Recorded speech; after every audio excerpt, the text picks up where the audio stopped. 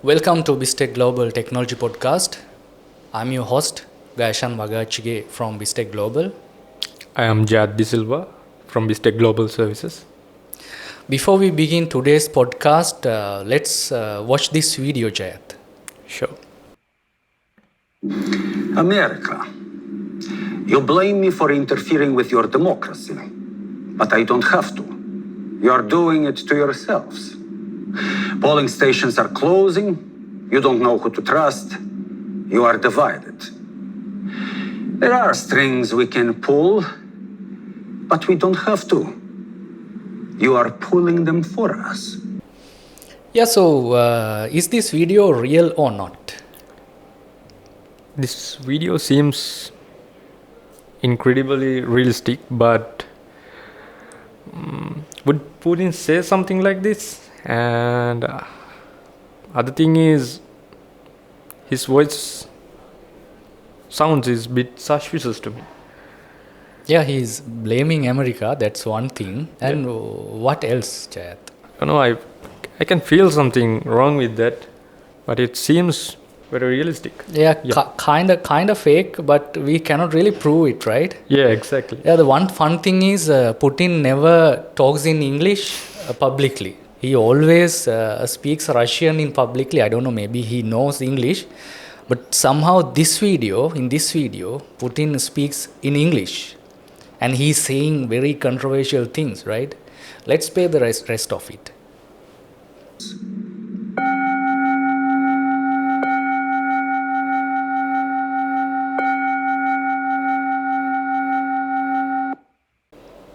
Yeah, so the footage is not real, it's generated. It's a deepfake. So today's topic is deepfakes, another interesting area in the AI landscape. Let's dive into it. Let's roll the intro first.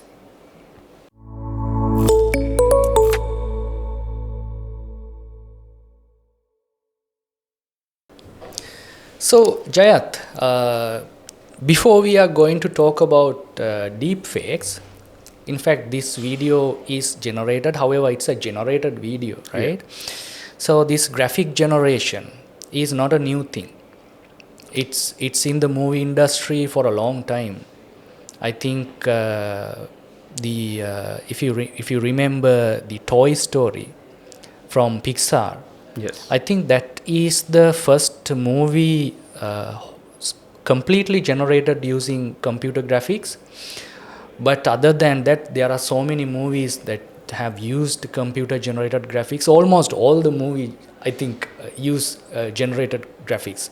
So in the movie industry, the technical term is CGI, computer generated imagery. So there are motion artists who are responsible, who are creative and developing these images. Looks very real. For example, the dragons in the Game of Thrones series, those are generated graphics, right? Mm-hmm. But the explosions and everything, but all of them are generated. And even the Jurassic Park, those are even generated graphics somewhat, right? Dinosaurs and everything. But these deepfakes are whole different thing than CGI, right? Yes, this deepfake is a combination of two words, deep and fake. Deeps come from deep learning, the AI technique used to create this. And the fake stands for the content being artificial. That's the definition of this deepfake. And deepfake can take from like image, voice, video, anything. The thing is, those are very highly realistic contents. So as an example, where someone's face or voice replaced with another person's voice or face, making look like they did it or said something they never actually did. So that's how this deepfake thing is working. Yeah, so I have seen in Facebook there are Facebook apps that people are using all the time for fun. You can get a female version of you, the face you can change it to a female version, Yeah. or a baby version, or a aged version, or younger version. So is that a deep fake? Is it count as a deep fake? Yes, we can count those as a deepfake. The thing is, there are many types of deepfake. Then we can go, such as you mentioned, the face swapping deepfake. We can swap our face to someone else, to a celebrity, to a female or male version, to another character. So we call those face swapping deepfake. Those are going to that category. And as you mentioned, we can also make you look like older or younger.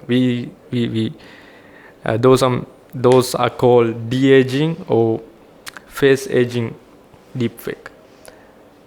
So I can go through the list. There are many. There are so many types, Yeah. right? So let's. I mean, generating an image.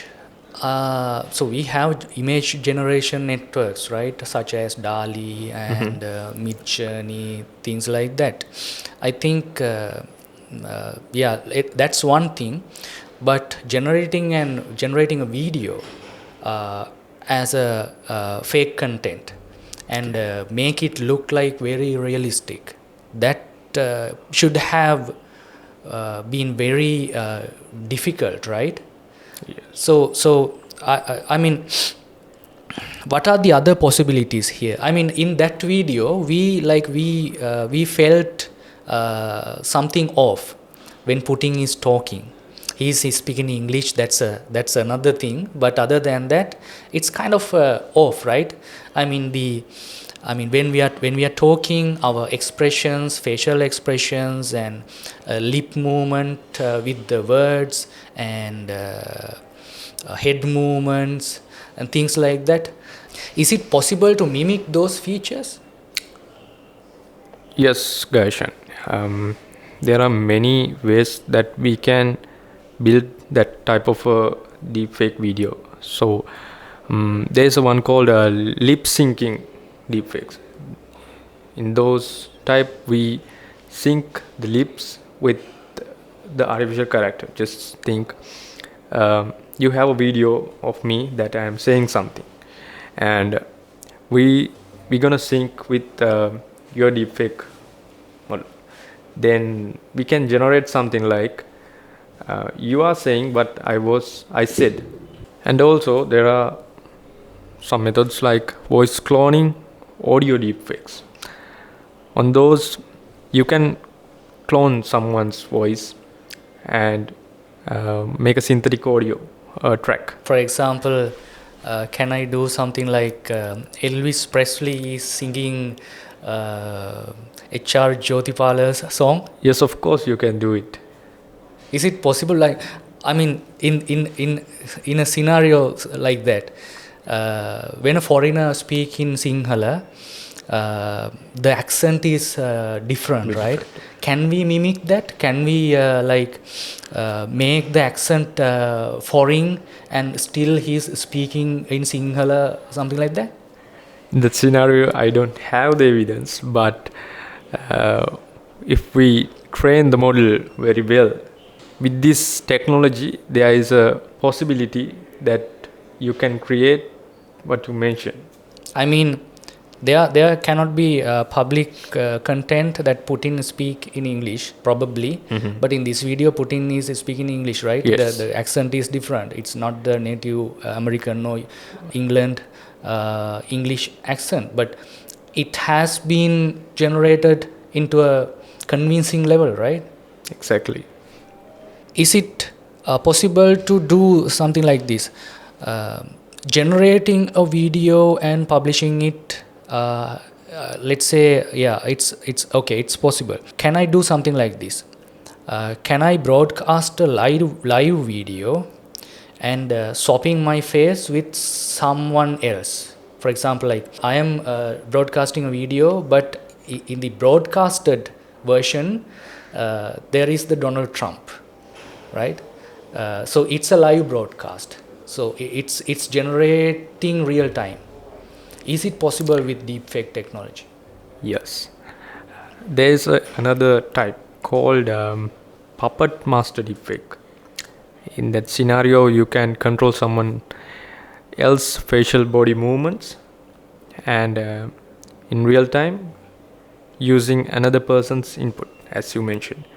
While using your inputs, you can create another output based on as the Donald Trump saying and doing what are you doing here. Okay. And we know that we can generate images and videos using text, right? Text to picture or text to video. So can we do something like giving a script or something, giving a text input to a system and get a generated video, putting someone's face and the lip syncing and facial expressions, everything, get it right? Is it possible with this technology? Yes, there is a possibility to create that kind of a deepfake thing also, like text to speech deepfake, text to video deepfake, you name it. In the deepfake content in the domain, there is a big possibility that you can create a video or audio, a fake, create one through a text input. Pretty interesting. So there are so many possibilities, and there is a huge social impact, right? Social and political impact with the capability of this technology, right? So Gayashan, as you mentioned, there are many many applications that we can build up with this deepfake technology. Before diving into those, why don't we get into more technical aspect, like how this made? Yeah, there are two main techniques that I heard. I'm not a expert on this, but I'll try to explain those. So there are two major techniques.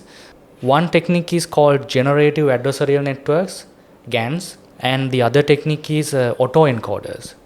So those are very popular techniques in AI or deep learning. So generative adversarial networks, that's pretty interesting, right? So here is how it works.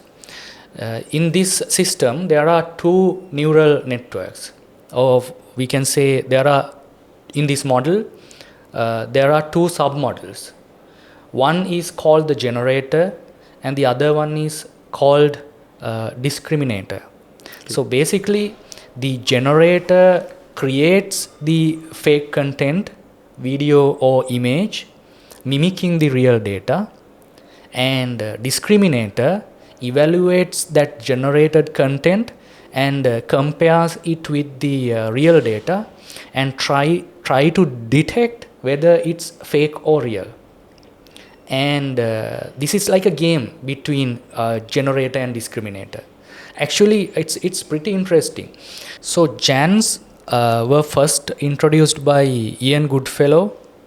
He's a prominent figure in AI world. He's a researcher.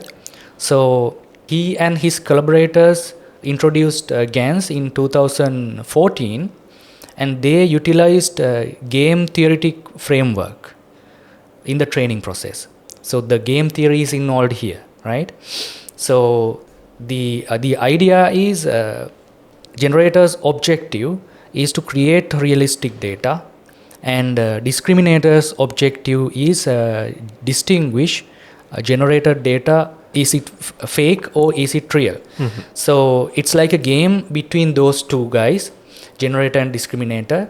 So from the game theory perspective, the training of GAN is modeled as a zero-sum game, min-max game, mm-hmm. right? And there are two players, generator and discriminator. The generator wants to minimize the likelihood of the discriminator correctly identifying the fake data.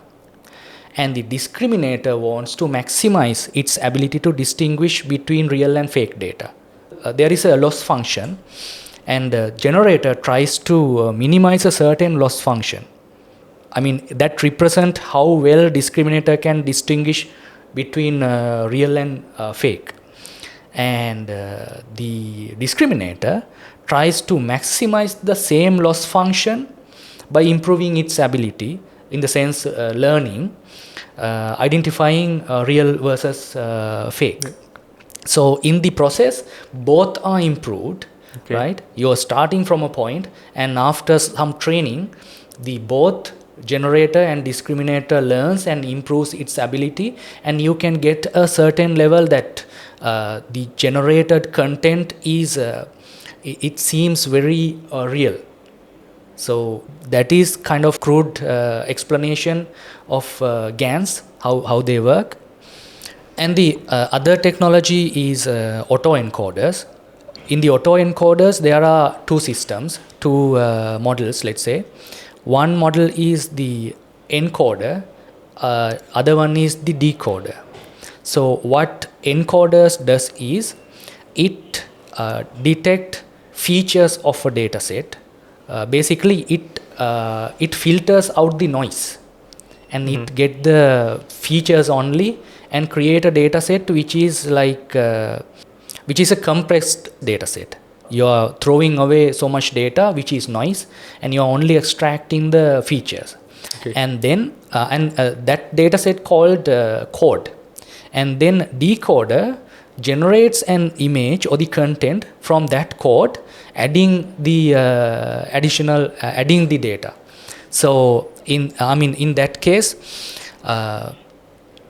when you feed data into the encoder, let's say we can feed a video of person talking something, and the features can be lip movements and eye movements and head movements, things like that, right? So when you remove the noise, you get those important features, and then the decoder can use that data, adding additional data, let's say adding another face into that data set, and you get the same lip movement and eye movement and head movement, but it's a different person, something like that. And there are so many applications of autoencoders. So Deepfakes is one of the applications of autoencoders. So there are other techniques as well, but I think it's not the theory which is the difficult part. The techniques and the application is the difficult part. I mean, how you can generate an image or a video which can fool a human, making it seem like a real content.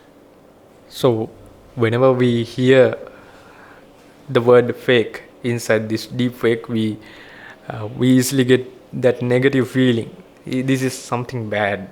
We don't like fakes. Yeah, we don't like fakes. So even though it include that fake can be getting that vibe, there are many positive applications that we can build, we can give from this deepfake technology.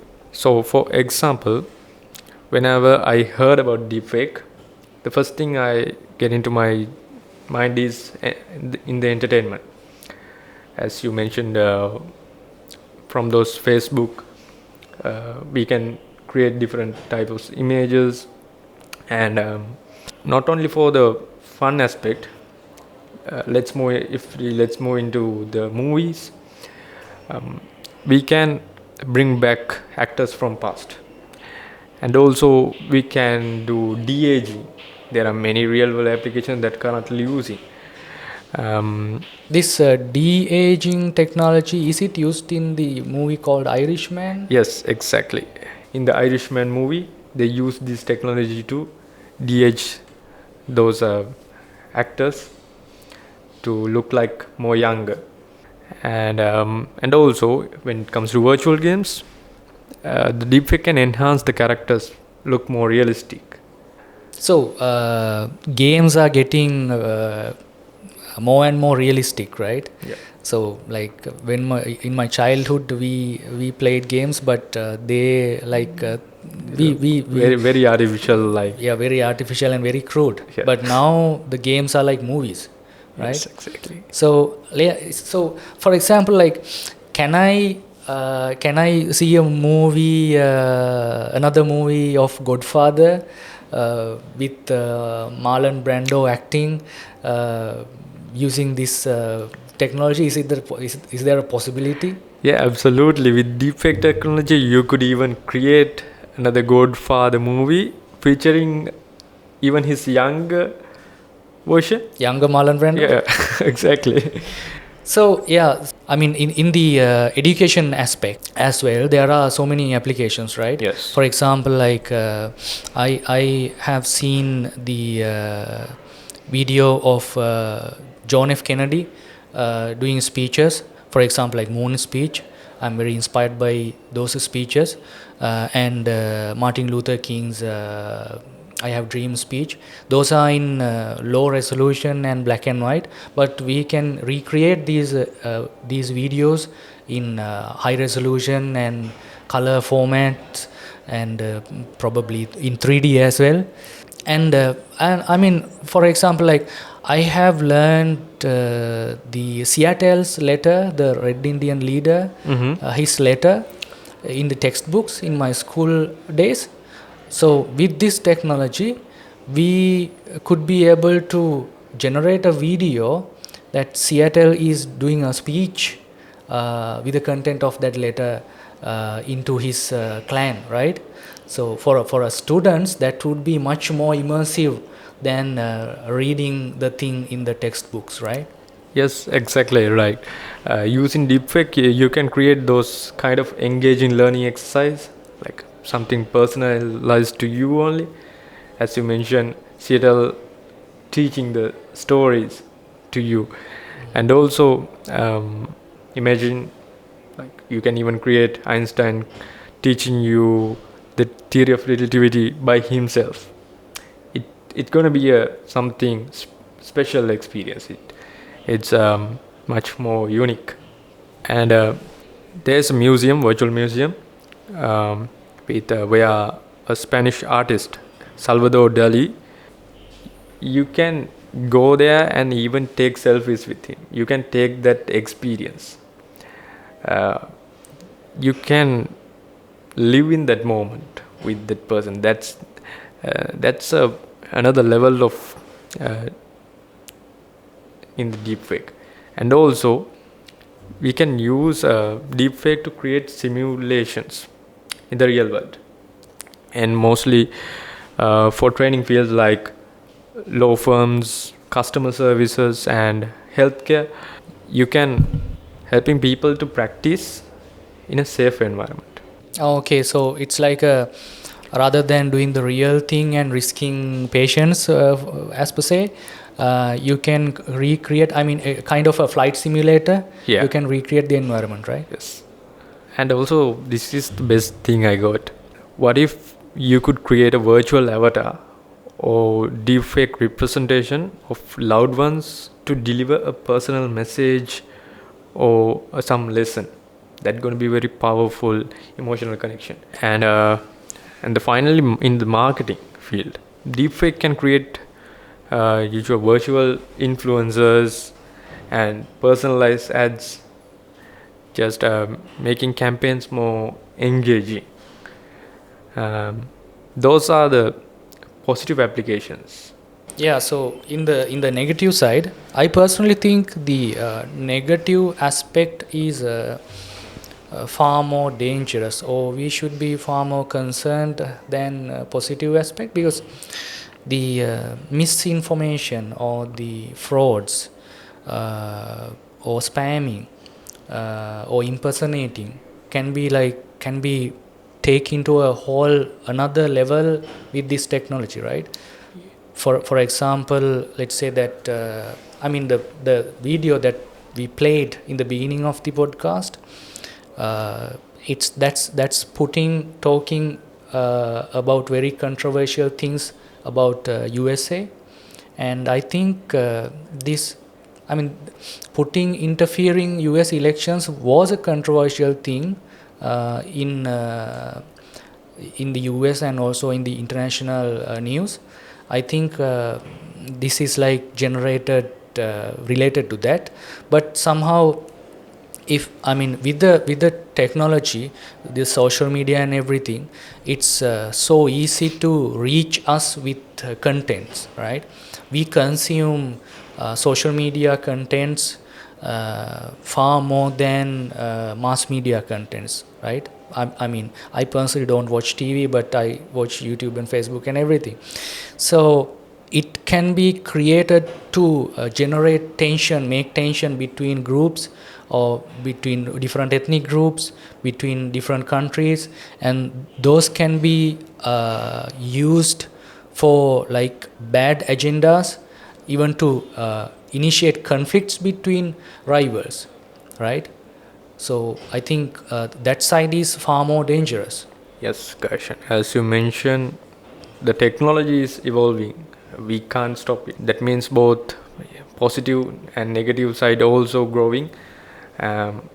In my opinion, before creating something in a virtually or anything, the best step we can do to prevent from this deepfake is educating the society.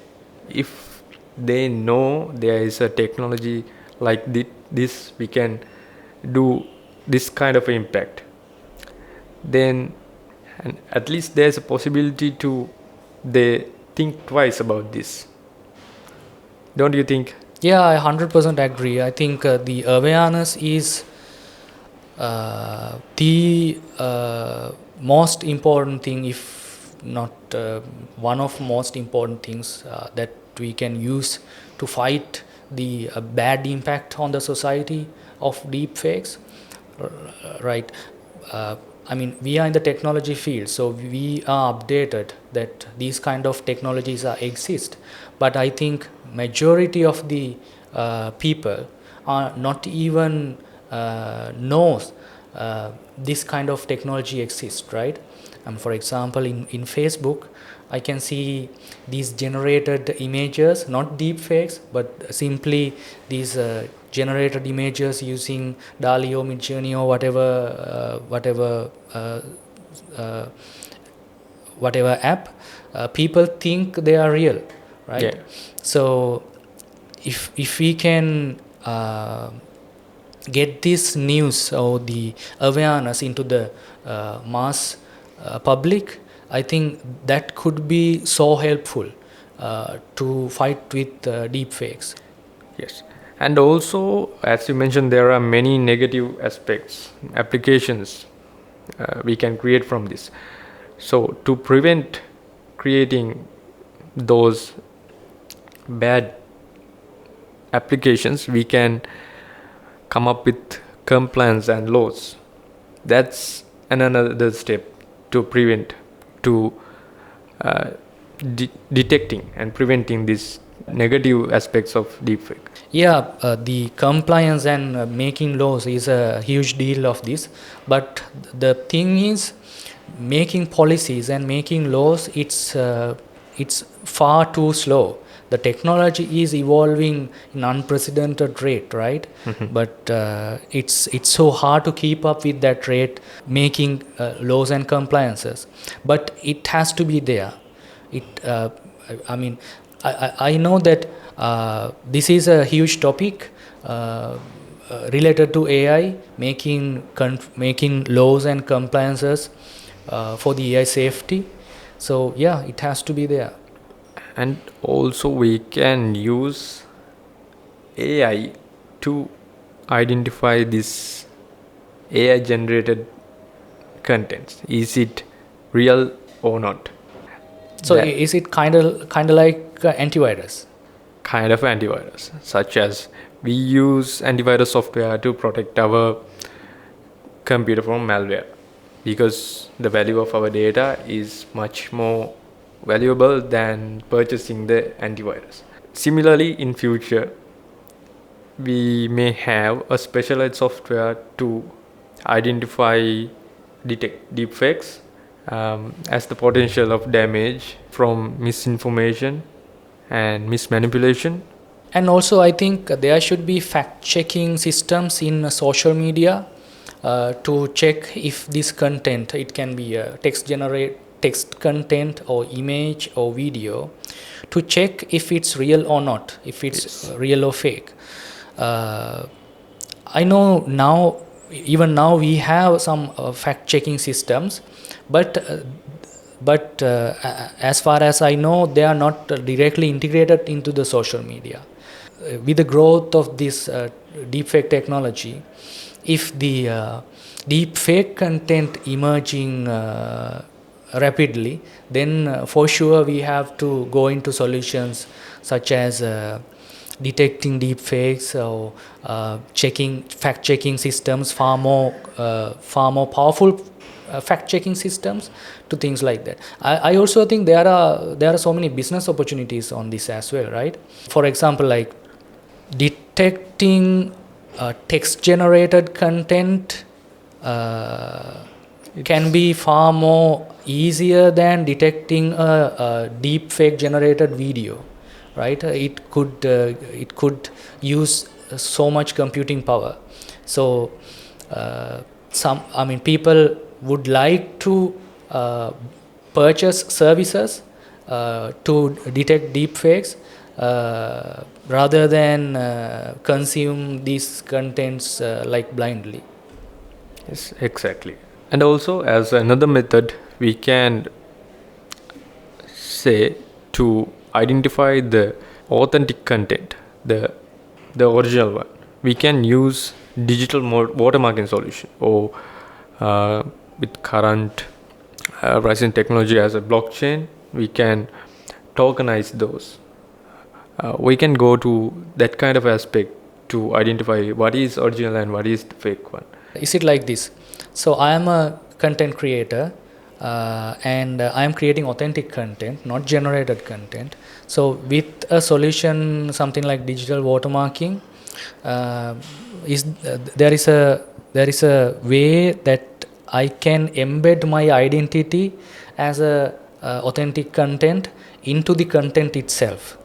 Then it can be detected, and for example, say that this is a hypothetical scenario. In YouTube, there could be a feature that can read the digital watermark and show is it authentic or not. Then when we are uploading it to the YouTube as authentic content, there can be a review process or something like that. After they proved that you are authentic creator and this is authentic content, then they attach that watermark into the content itself, and they are showing it to the user, right? For the AI generated content, they are not doing that. They are labeling that as a AI generated content. Then user can directly see what is authentic and what is not, right? Something like that, right? Yes, I do think so. In the near future, we could see those kind of applications inside social media and content sharing applications to identify whether original or fake contents, and to resolve these copyright issues also. Yeah, so I think the bottom line is we cannot stop the technology evolving. It will be evolved forever. That has been the case of the entire human history. With that, there will be problems, there will be shortcomings, but we will find solutions and we will be able to see the solutions and implementations, right? I think that's a good place to wrap up today's podcast. So thank you, Jayath, being with us, and thank you everyone for listening. See you in the next one. Bye. Thank you, Gayashan. Thank you, everyone.